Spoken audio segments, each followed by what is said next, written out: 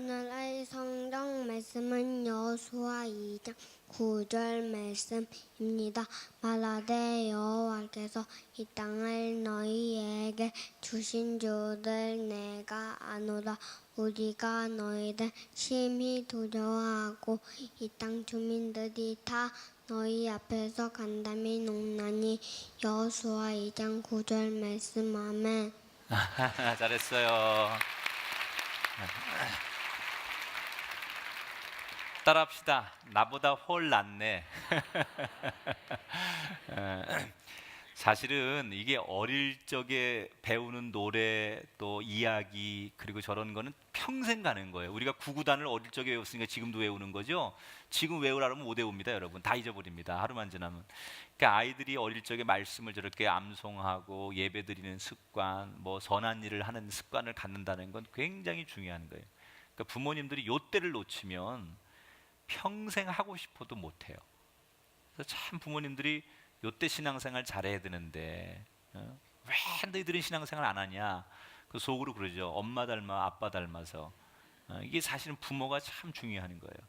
오늘 예배 때마다 아이들이 나와서 지금 성경을 외우거든요. 3부 때도 2부 때도 다 뭐 남매도 나오고 이렇게 애들이 나와서 했는데 어쩜 그렇게 말씀을 잘해. 저 아이들은 말씀을 몇 장씩 지금 외워요. 툭툭 말씀이 나오는 거예요. 인생을 살다가 삶에 어떤 어려움이 오거나 고비가 오면 자기 속에 있던 암송의 말씀이 툭툭 튀어나오는 거예요, 아이들에게. 그러니까 아이들이 두려울 게 없죠. 하나님 말씀이 툭툭 튀어나오니까. 그러니까 여러분 말씀 우리 아이들 많이 가르치시고 여러분도 말씀 안에 거하시길 주 이름으로 축원합니다. 자, 우리는 지금 지난 시간부터 여호수아 강해를 지금 하고 있는데 오늘 두 번째 시간이거든요. 오늘 설교 제목을 한번 따라 할까요? 꿈을 벼리는 대장장이. 네. 많은 사람들이 꿈을 꾸는데요. 꿈은 꾸는 것으로 끝나는 게 꿈이 아니라 그 꿈이 현실이 돼야 돼요. 그 어떤 분들은 굉장히 많은 꿈을 꾸지만 그 꿈이 그냥 꿈속에 머물다가 인생을 마무리하는 분이 많은데 사실은 꿈은 현실 속에 나타나야만 그 꿈이 망상이 아닌 축복의 꿈이 되는 거예요. 대장장이가 연장을 만들 때 망치질을 하고 열심히 그렇게 연장을 벼리듯이 우리가 우리의 꿈을 단련시켜서 정말 훌륭한 꿈이 현실이 되도록 하려면 어떻게 해야 될까? 오늘 여호수아의 말씀을 통해서 그런 관점으로 성경을 한번 우리가 해석해 보도록 하겠습니다. 자, 오늘 말씀은 여호수아 1장 10절부터 2장 24절까지 큰 두 가지의 테마를 우리가 만나게 되는데 첫 번째는 여호수아가 이제 이스라엘 백성들을 이끌고 가나안 땅으로 진격을 하면서 자기가 몇 가지 넘어야 될 산이 있었어요. 그 첫 번째가 뭐냐? 마음이 콩밭에 가 있는 사람들의 그 정신을 차리게 해주는 거예요. 제 얘기를 잘 들어보세요. 지금 여호수아가 지도자가 됐는데 여호수아가 지도자가 되기 전에 모세가 살아있을 때 이스라엘 백성들에게 이런 일이 있었어요. 가나안을 모세가 쭉 이스라엘 백성들을 이끌고 가는데 가나안에 가기 위해서 중간에 반드시 거쳐야 되는 부족들이 있었어요. 원래 정착민들이 있었어요. 근데 그들과 싸워서 전쟁을 하지 않으면 가나안에 갈 수 없으니까 불가피하게 이스라엘 백성들이 전쟁을 치릅니다. 그런데 참 신기한 것은 하나님은 군사훈련도 받지 않고 무기도 변변치 않은 이스라엘의 편이 되셔서 언제나 이스라엘이 그 부족들과 어떤 강대국과 싸워도 이기도록 인도하셨어요.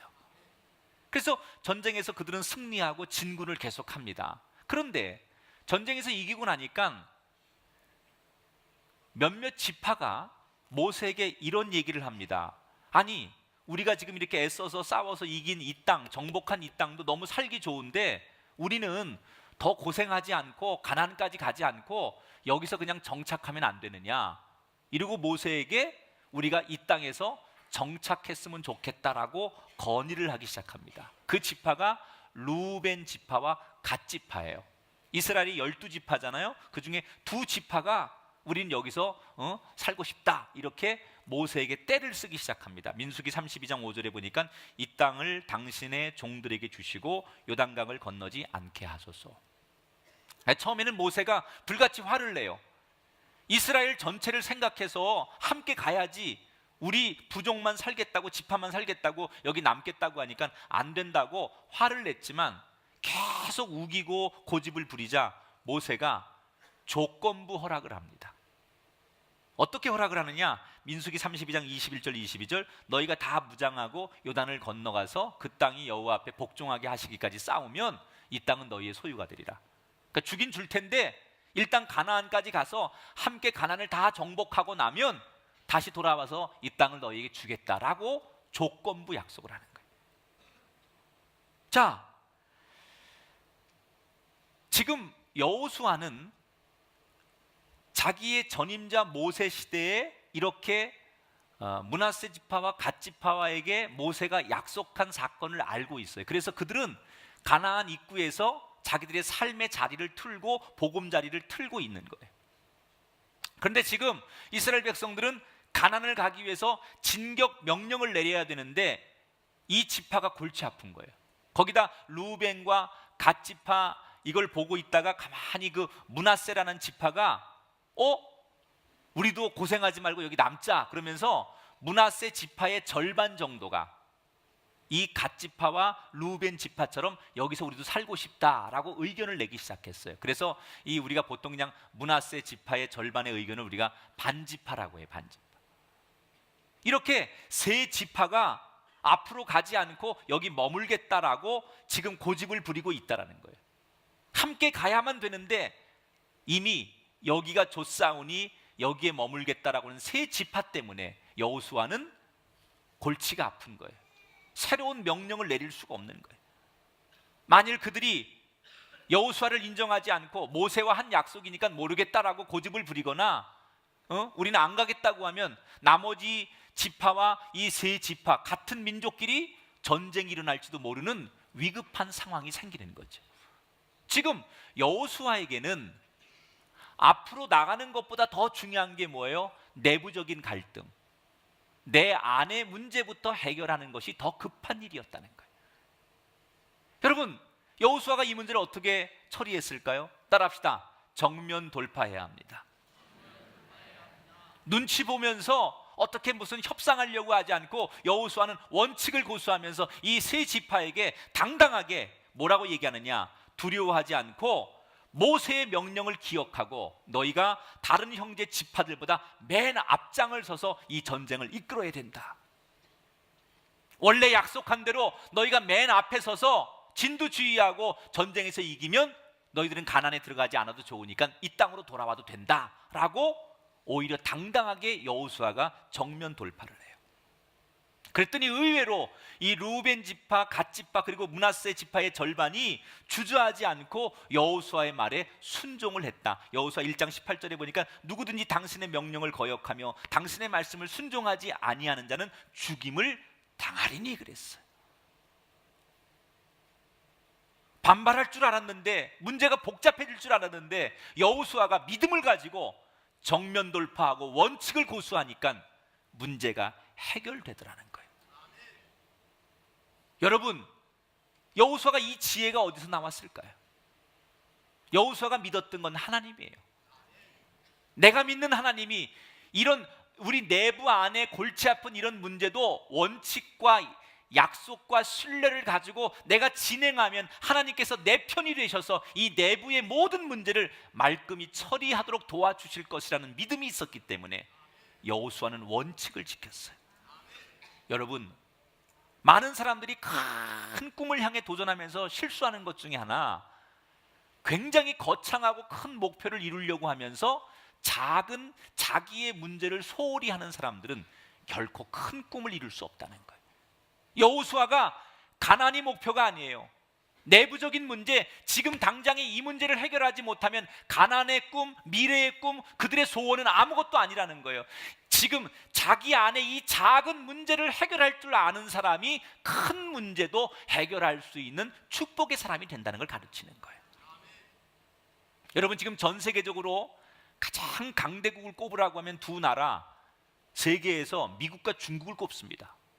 미국이 세계 최강대국이라는 것을 우리가 인정하지만 중국이 세계 최강대국이라는 것은 우리가 심리적으로 참 인정하기 어려워요. 그러나 이미 중국은 미국과 양강 파트너가 되어서 모든 이 전 세계의 모든 것을 쥐었다 놨다 할 만큼 굉장히 강력한 국가가 됐어요. 그래서 보통 우리가 미국과 중국을 G2라고 해요. 특히 이 한반도, 이 동북아시아 문제는 우리 한반도의 문제를 사실 미국과 중국이 더 높은 곳에서 자기들끼리 의논하죠. 당사자인 우리들 얘기는 아랑곳하지 않고 자기들의 정치적인 이해관계나 자기들의 어떤 그 주관을 가지고 두 나라가 협상하면서 이 동북아시아 한반도 문제를 자기들이 결정해 가는, 그래서 참 우리가 어느 때는 속상하기도 하죠. 중국이 언제 저렇게 초강대국이 되었을까요? 물론 중국은 세계 최대 인구를 가지고 있어요. 자원도 많아요. 거기다가 경제력이 급상승하면서 군사력이 뒷받침돼요. 이런 모든 것들이 중국의 고도 성장을 이끄는 요소들이다라고 말할 수 있는데, 그런데 이 조건들이 사실 시너지를 내도록 엄청난 효과를 발휘하도록 만든 중요한 철학이 하나 있습니다. 그게 뭐냐? 중국 지도부의 강력한 부정부패 척결 의지예요. 중국은 과거로부터 전통적으로 굉장히 관료들이 부정부패가 들끓는 곳이었습니다. 너무나 노골적이고 너무나 고질적이어서 아무도 이 중국 관료들의 부정부패를 고칠 생각을 누구도 엄두를 내지 못했어요. 그런데 1990년대 후반부터 중국의 지도부가 부정부패와의 전쟁을 선포하고 부정부패를 강력하게 단속 처벌하기 시작합니다. 특히 작년 11월에 총서기가 되고 올해 3월에 국가주석에 오른 시진핑은 자기의 1번 과제가 뭐냐? 중국이 세계 최강대국이 되기 위해서 가장 자기가 먼저 해야 될 넘버원을 더 강력한 부정부패 척결이라고 슬로건을 내걸었어요. 이 부정부패를 내부에서 막지 않으면 중국이 세계에서 도태되는 것은 시간 문제다라고 생각을 합니다. 그래서 작년 11월 이후 해임된 고위공직자만 30명에 이르고 뇌물의 온상이었던 명품 시장도 현재 중국에서 된소리를 맡고 있습니다. 여러분, 아무리 큰 꿈과 목표를 이루려고 해도 내부의 문제를 해결하지 못하는 사람은 자신의 꿈을 이룰 수가 없다는 거예요. 자기 혁신, 자기 개혁, 이게 안 되는 사람, 자기 가정의 문제를 해결하지 못하는 사람, 작은 자기의 관계 속의 공동체의 문제를 해결하지 못하는 사람은 절대로 큰 꿈을 이룰 수 없다는 거예요. 여러분, 우리가 주변 탓하고 환경 탓하고 이렇게 남을 비판하기 전에 자신을 돌아볼 줄 아는 지도자, 내 문제가 뭐지? 내가 당면한 이 문제를 해결하지 못하면 내가 남 앞에 설 수 없지라고 생각하면서 주저하지 말고 자기 자신을 과감하게 개혁할 줄 아는 사람, 하나님이 그런 사람에게 여호수아처럼 그의 앞길을 인도하시고 형통함의 복을 주실 줄 믿습니다. 자기를 개혁할 줄 아는 사람. 지금 여호수아는 어떤 것보다 제일 먼저 뭘 해요? 자기 내부의 문제를 해결하는 데 초점을 맞추는 거예요. 그리고 이 내부의 문제를 해결한 다음에 비로소 이 여호수아는 첫 공격의 목표였던 여리고성 상황을 살피기 위해서 2명의 정탐꾼을 들여보냅니다. 스파이죠. 뭐 하나. 그리고 이 정탐꾼 2명이 이제 임무를 띠고 여리고성에 들어가는 거예요. 그런데 보통 이 정탐꾼이나 스파이들은 몰래 가야 되는 거 아니에요. 근데 이 미련하고 지혜 없는 스파이들이 어설프기 짝이 없어요. 그것 주민들이 한눈에 알아볼 수 있을 만큼 사람들이 많이 모이는 유흥가로 들어가가지고 대범하게 여행 온 것처럼 여관방까지 잡아가면서 그렇게 하다가 결국은 사람들이 외모도 이상하고 말투도 이상하고 습관도 이상하니까 저 사람들 낯선 사람들이 수상하다 해가지고 이 여리고성 주민들이 경찰한테 신고를 한 거예요. 그래서 꼼짝없이 이 스파이들이 자기들의 정체가 발각되어서 붙잡히게 되었어요. 붙잡히면 죽는 거거든요. 이 스파이들이 자기들의 임무를 다 감당도 못하고 적국에게 이게 적발이 돼가지고 지금 위기에 처합니다. 그런데 놀라운 사실은 그 적국에서 이 두 명의 정탐꾼을 도와주는 한 여자가 나타나요. 그의 이름이 기생 라합이에요. 이 라합이라고 하는 여자가 처음 보는 이스라엘 정탐꾼 두 명을 그냥 도와주는 거예요. 그래서 자기 나라의 여리고성에 그 경찰들이 오니까 전리 갔다고 거짓 정보를 주고 이 정탐꾼들을 몰래 숨겼다가 목숨을 구해줍니다. 이 기생을 이 정탐꾼들이 과거에서부터 알고 있는 사람이냐? 그렇지 않습니다. 처음 보는 사람이에요. 그런데 왜 이 라합은 이 두 명의 정탐꾼을 살려준 걸까? 그녀의 고백을 들어볼 필요가 있어. 그녀가 이 두 명의 정탐꾼을 살려준 다음에 뭐라고 고백을 하느냐? 우리는 당신들이 믿는 하나님을 알고 있습니다. 40년 전에 이집트에서 당신들을 해방시키신 하나님, 그리고 홍해바다를 가르시고 어떠한 강대국가의 전쟁에서도 힘없고 군사력도 없고 무기도 변변치 않은 당신들을 지켜서 언제나 승리하도록 도와주신 그 하나님을 우리는 알고 있습니다. 그리고 그 하나님을 믿는 당신들이 지금 가나안 땅을 향해 오고 있다는 얘기를 듣고 우리 모두는 지금 멘붕 상태에 이르렀습니다. 그러면서 뭐라고 얘기하느냐? 당신들이 이 땅에 들어오는 것은 시간 문제인데 언젠가 이 땅에 들어와서 이 땅을 지배하게 되면 그때는 나와 우리 가족을 살려주셔야 됩니다. 지금 당장 당신이 믿는 하나님의 이름으로 나와 우리 가족을 살려주겠다고 여기서 맹세하십시오 라고 요구를 해요. 여러분, 어떤 여자가 기생이 자기한테 다짜고짜 하나님의 이름으로 맹세를 하래요. 근데 이 두 명의 정탐꾼이 지금 안 할 수가 없어요. 왜? 라합이 갑이거든요. 이 낯선 땅에서 이 여자 말 한마디 입 뻥끗하면 자기들의 생명이 어떻게 될지 모르니까 이 여자가 시키는 대로 다 해야 돼요. 그래서 할 수 없이 이 두 명의 정탐꾼은 하나님의 이름으로 우리가 약속합니다 라고 그냥 하나님의 이름으로 맹세를 해버려요. 자, 제가 이 성경의 이야기를 통해서 여러분에게 뭘 이야기하려고 하느냐? 우리가 꿈을 향해 달려가다가 쉽게 좌절하는 이유 가운데 하나가 뭔지 아십니까? 누군가가 내 꿈을 향해 달려가는 내 삶을 지지해 주지 않을 때 우린 좌절해요. 특별히 가까운 가족이나 동료나 내가 정말 같이 걸어가야 되는 사람이라고 생각했던 사람들이 나를 지지해 주지 않고 응원해 주지 않고 안 돼 라고 말하면 우리는 굉장히 고독하고 힘들고 우리가 가려고 하는 그 꿈을 포기하기 쉽습니다. 그런데 여러분, 하나님은요, 우리가 꿈을 향해 갈 때 주변에 내가 알고 있는 사람들이 나를 도와주지 않고 나를 인정해 주지 않는다 할지라도 하나님은 내 꿈을 이루도록 내가 생각지도 못했던 뜻밖의 사람들을 준비해서 나를 도우시는 분이 하나님이시라는 거예요. 지금 정탐꾼들이 여리고성에 들어가서 뜻밖의 라합이라는 기생을 통해서 자신들이 생명을 보호받고 자신들의 임무를 감당할 수 있도록 도움을 받을 줄 누가 알았어요? 누가 한 거예요? 하나님이 준비시킨 거예요. 나는 모르지만 하나님은 이미 하나님의 사람을 그곳에 남겨놓으시고 숨겨놓으시고 드러나게 하셔서 하나님의 사람들을 도왔다는 얘기예요.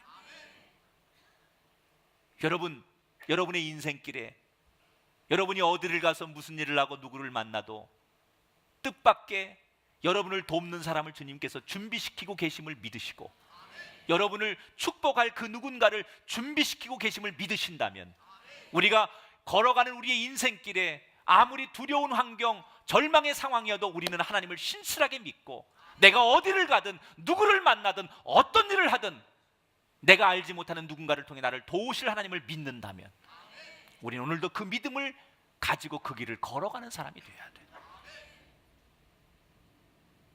참 인생을 살면서 우리가 그런 거 많잖아요. 정말 어떻게 이런 뜻밖의 만남, 뜻밖의 축복이 있을 수 있을까?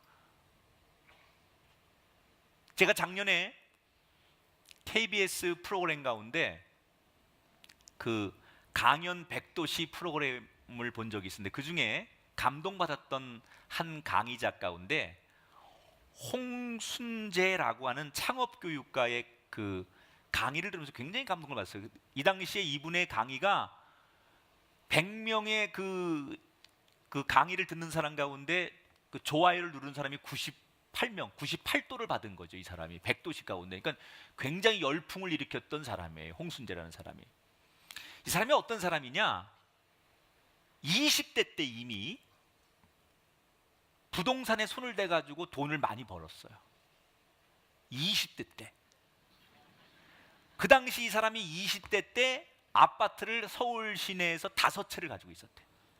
그리고 통장에 현금이 17억 원. 외제차에다가 명품을 치장하고 항상 차에다가 현금 1억을 넣고 다녔대요. 20대 때. 그러니까 이 홍순재라는 사람이 이미 20대 때 이렇게 그냥 뭐 정말 보통 사람들이 보면 큰 부자죠. 돈 많은 사람들이 볼 때는 아무것도 아닐지 모르지만 일반인들에게는 엄청난 부자죠. 20대 때. 그러니까 이 사람이 어깨 힘이 빡 들어간 거예요. 내가 이미 20대 때 이렇게 성공했는데 30대가 되고 40대가 되면 나는 재벌이 될 거다. 거칠 것이 없었던 거예요. 그런데 그렇게 승승장구하던 이 사람이 2000년대 후반 전 세계 금융위기가 오면서 자기도 견디지 못하고 자기 사업이 망하기 시작합니다. 그렇게 잘 나가던 사업이 하루아침에 곤두박질을 치는데 감당할 수가 없어요.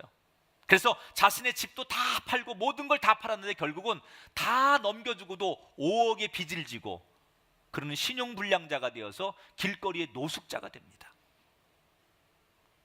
돈이 많을 때는 그렇게 친구도 많고 인맥도 좋은 것 같더니 자기가 완전히 알거지가 되니까 아무도 자기를 찾는 이도 없고 만날 사람도 없더래요.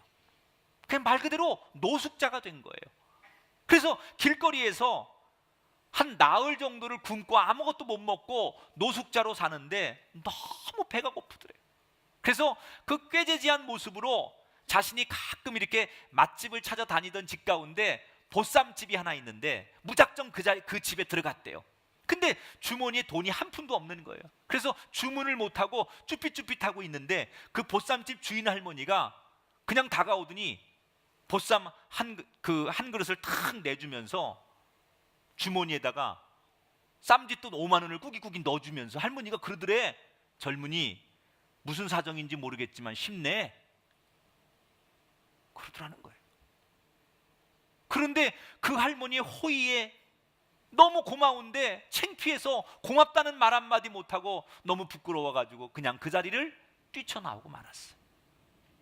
그리고 그해 겨울 노숙자로 한겨울을 나야 되는데 여러분 노숙자가 제일 힘든 게 겨울 나는 거예요. 여름은 아무 데서나 자도 돼. 공원에서 자도 되고 뭐 야외에서 자도 되는데 겨울은 이게 너무 힘든 거야. 노숙을 안 해본 사람은 몰라.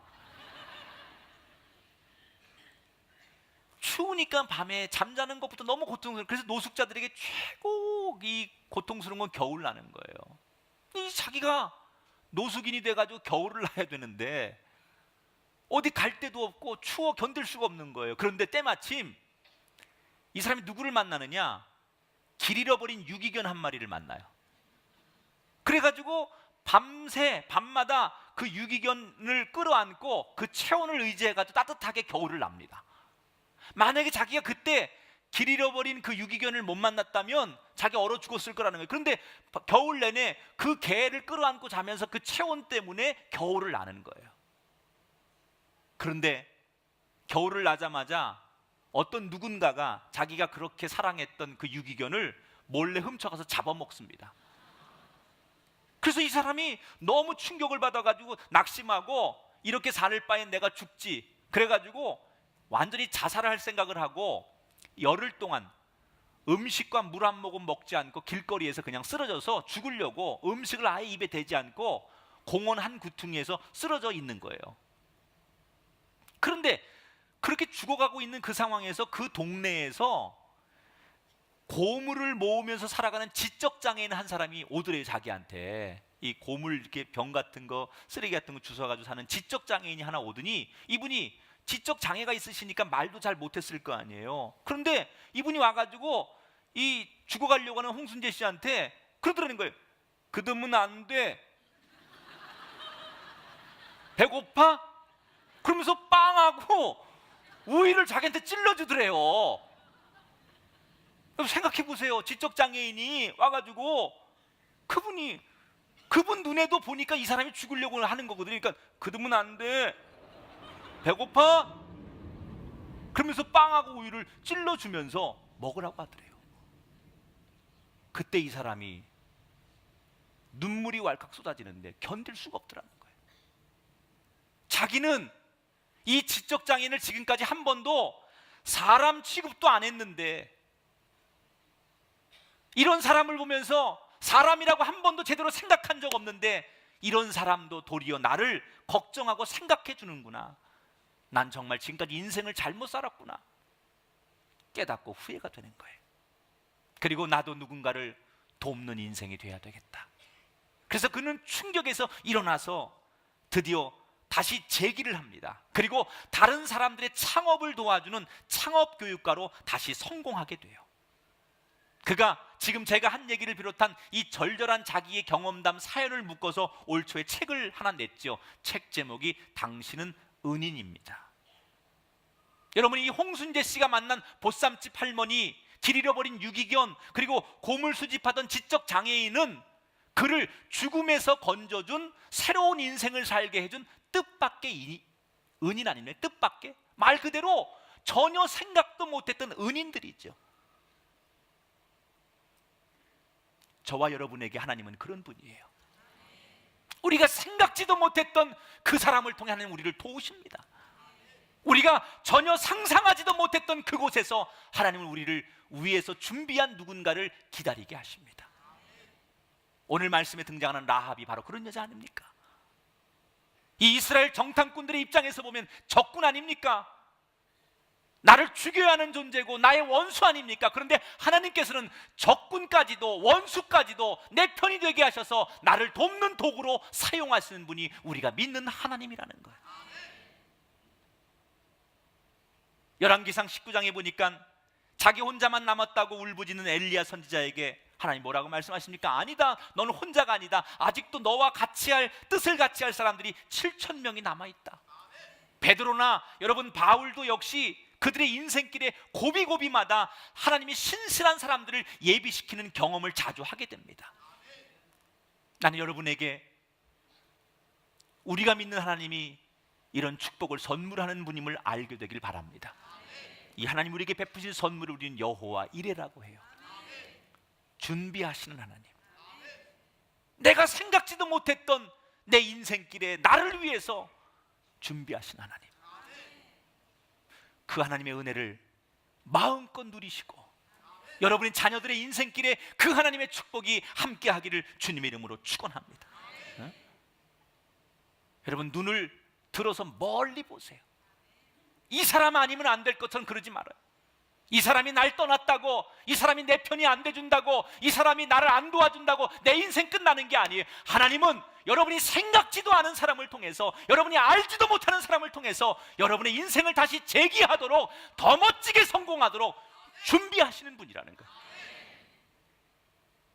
그래서 우리는 실망할 필요 없어요. 여기서 안 됐다고 절망할 필요 없어요. 우리가 알지도 못하는 그 누군가를 통해서 나를 돕는 하나님을 만나시기를 주의 이름으로 축원합니다. 그래서 우리는 담대해야 돼요. 도전해야 돼요. 여러분이 걸어가면 하나님은 그곳에 준비해 놓으신다니까요.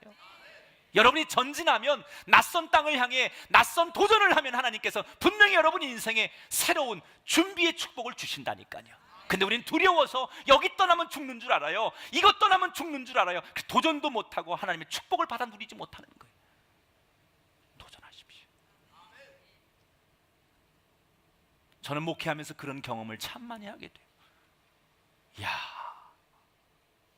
내가 안산에 와서 20년만 이렇게 많은 교인들을 만날 줄 누가 알았어요? 여러분, 하나님은 그런 분이에요. 다 준비시켜 놓으세요. 여러분은 어디를 가든지 어느 곳에 있든지 하나님이 준비한 최고의 동역자를 만나는 복이 있기를 주의 이름으로 축원합니다. 자, 이렇게 이스라엘의 스파이들이 여리고성에 들어가서 결국은 사흘 만에 적발이 돼가지고 더 이상 정탐 활동을 못하고 그들은 간신히 목숨만 구해가지고 돌아옵니다. 자, 여호수아가 이 정탐꾼들을 보냈을 때 목표는 많은 정보를 가지고 오라는 거예요. 근데 이 스파이들은 가가지고 지금 사흘 만에 적발돼가지고 정보도 가져오지 못하고 간신히 목숨만 연명해가지고 돌아오잖아요. 그러면 여호수아 입장에서는 이 사람들한테 상을 줘야 될까요? 벌을 줘야 될까요? 여러분의 성격이 나오는 거예요. 성경에 보면 여호수아가 이 임무를 다하지 못한 이 사람들에게 벌을 줬는지 상을 줬는지 나오지 않아요. 그런데 한 가지 분명한 것은 여호수아가 이들이 돌아와서 하는 얘기를 듣고 그가 어떤 반응을 보이느냐. 라합이라고 하는 기생이 자기들을 도와줘서 자기들이 이렇게 극적으로 살아 돌아왔다. 그리고 그 여자가 왜 자기들을 도와줬는지 그 여자가 하는 신앙 고백 얘기를 전해 들은 이 여호수아는 그 라합이라는 여자를 본 적도 없지만 그 기생 라합이 한 이야기를 통해서 아하, 그것은 단순히 한 사람의 말이 아니라 하나님의 음성이라는 것을 직감적으로 깨달아요. 여호수아가 이 라합이 그 정탐꾼들에게 한 얘기가 여호수아 2장 9절 11절에 읽어볼게요. 여호와께서 이 땅을 너희에게 주신 줄을 내가 아노라. 우리가 너희를 심히 두려워하고 이 땅 주민들이 다 너희 앞에서 간담이 녹나니 우리가 듣자 곧 마음이 녹았고 너희로 말미암아 사람이 정신을 잃었나니 너희 하나님 여호와는 위로는 하늘에서도 아래로는 땅에서도 하나님이시니라. 그리고 이 스파이들은 이 라합의 말을 근거로 여호수아에게 이렇게 보고해요. 24절에 보니까 진실로 여호와께서 그 온 땅을 우리 손에 주셨으므로 그 땅의 모든 주민이 우리 앞에서 간담이 녹더이다. 여러분, 요즘 TV 보면 이동통신사들이 자신들의 데이터 전송 속도가 제일 높다고 선전하는 TV CF를 많이 보셨죠? 대표적인 게 콸콸콸. 그 다음에 또 그 반대편 이동통신사가 빠름 빠름 빠름 이거 있죠? 이게 자기들의 그 전송 데이터가 제일 빠르다는 거예요. 그런데 앞으로는요, 이제 이동통신사들이 획기적인 다른 서비스를 선보일 예정인데 그게 뭐냐면 LTE 서비스라는 거예요. 이게 뭐냐면 두 가지 전혀 다른 LTE 주파수를 동시에 사용하는 거예요. 그러니까 기존에는 1차선 도로를 사용하던 사람들이 2차선 도로를 사용하는 거죠. 그러니까 지금보다 훨씬 더 우리가 유익한 서비스를 받게 되는 거예요. 저는 우리가 믿는 하나님은 이 현대 무선 통신 기술과는 상대도 안 될 정도의 다양한 방법들로 우리에게 늘 말씀하시는 분임을 믿습니다. 여러분, 하나님은요, 우리에게 어느 때는 성경 말씀을 통해 말씀하세요. 어느 때는 설교를 통해 말씀하세요. 어느 때는 찬양을 통해서 말씀하세요. 어느 때는 우리가 누군가와 대화를 통해 말씀하세요. 심지어 내 자녀를 통해서 하나님이 하나님의 뜻을 나에게 말씀하실 때가 있고요. 가족이나 친구나 일터의 동료들이나, 아니 오늘 라합처럼 나의 원수를 통해서도 하나님이 나에게 말씀하실 때가 있어요. 시편에 보면 하나님께서 만물을 통해서도 우리에게 말씀하신다 그랬어요. 시편 19편 2절부터 4절에 보니까 날은 날에게 말하고 밤은 밤에게 지식을 전하니 언어도 없고 말씀도 없으며 들리는 소리도 없으나 그의 소리가 온 땅에 통하고 그의 말씀이 세상 끝까지 이르리로다 그랬어요. 하나님은 다양하게 그 하나님의 메시지를 우리에게 전하신다는 거예요. 문제는 뭐가 문제냐? 하나님이 어떤 통로를 통해서 다양한 방법으로 우리에게 말씀하시는데 그 다양한 메시지들을 우리가 최대한 받아줄 능력이 있느냐 이거예요. 이게 문제라는 거예요. 지금 여호수아는 그 여리고성에 있는 기생 라합이 한 얘기를 전해 듣고 이게 한 인생의 한 여자의 그냥 고백이나 한 그 사람의 어떤 지나가는 흥얼거리는 소리도 듣지 않고 그 속에서 이게 하나님의 말씀이구나라는 것을 직감적으로 깨달았다는 거예요. 이걸 우리가 뭐라고 해요? 영적 분별력이라고 하는 거예요. 난 여러분의 인생에 이 분별력이 있길 축원합니다. 이게 하나님의 음성인지, 이게 사람들의 얘기인지, 이게 악한 영의 소리인지 이것을 분별할 수 있어야 된다는 거예요.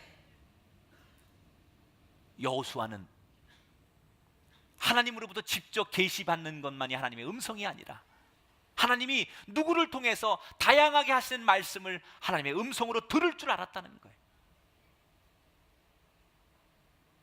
여러분, 세상에 많은 정보가 있지만요, 우리가 하나님으로부터 받는 정보만큼 고급 정보는 없어요. 우리가 무슨 비즈니스 하는 분들이나 무슨 공직에 있는 분들, 정치하는 분들, 정보가 많은 것 같지만요, 세상의 어떤 정보를 다 수집해도 하나님이 우리에게 주는 정보만큼 완벽하고 고급 정보는 없어요. 그런데 그 고급 정보를, 하나님이 주는 그 고급 정보를 우리가 받아들일 능력이 없는 거예요. 하나님이 우리에게 정보를 주셔도 우리가 그것을 소화하고 이것이 정보인지 좋은 정보인지 하나님의 뜻인지 우리가 알 길이 없다는 거예요. 이건 지식으로 되는 게 아니에요.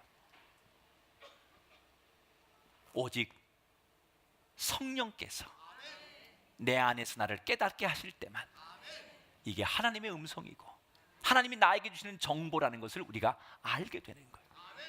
그러므로 우리는 우리의 자녀들에게 우리가 무슨 어린이날이라고 선물 사주고 자녀들에게 무슨 좋은 거 우리가 주는 것이 부모의 의무를 다했다고 생각하지 말고요, 우리 자녀들에게 우리 부모가 줄 수 있는 최고의 선물은 하나님, 내 자녀에게 성령이 함께 하셔서 날마다 하나님이 주시는 아름다운 말씀을 들을 수 있는 분별력이 있게 하옵소서. 내 자녀의 마음속에 늘 성령이 동행하셔서 하나님이 주시는 시시각각의 많은 정보와 많은 음성들을 구분해낼 줄 아는 지혜로운 백성이 되게 해달라고 기도하는 거예요. 이것이야말로 부모가 자식에게 줄 수 있는 최고의 유산이고 선물이라는 거예요. 오늘 여러분, 하나님이 여러분에게 주시는 메시지를 놓치지 마십시오. 여호수아처럼 깨어 있으셔서 하나님이 직접 여호수아에게 말씀하지 않았지만 그 이방 여자 기생 라합의 음성을 통해서 하나님이 갈 길을 보여주신 것처럼 저와 여러분도 어떤 하나님의 음성을 어떻게 구분하든 간에 하나님이 나를 통해 주시는 메시지, 이 수신대역을 넓히셔서 다양하게 하나님의 음성을 듣고 여호수아처럼 가야 할 곳을 걸어가시는 승리자의 걸음들이 되시기를 주의 이름으로 축원합니다. 특별히 저는 우리의 미래 세대가, 우리의 자녀들이 이 하나님의 음성을 듣고 걸어갔으면 좋겠어요. 세상의 지식과 세상이 주는 어떤 다양한 정보만을 듣고 가는 사람들이 아니라 하나님의 음성을 듣고 우리가 가야 할 길이 이 길이구나, 우리가 멈춰서야 할 때가 지금이구나, 이런 것을 깨닫고 걸어가는 우리의 젊은 세대들, 자녀들 세대가 될 수 있기를 주님의 이름으로 축원합니다.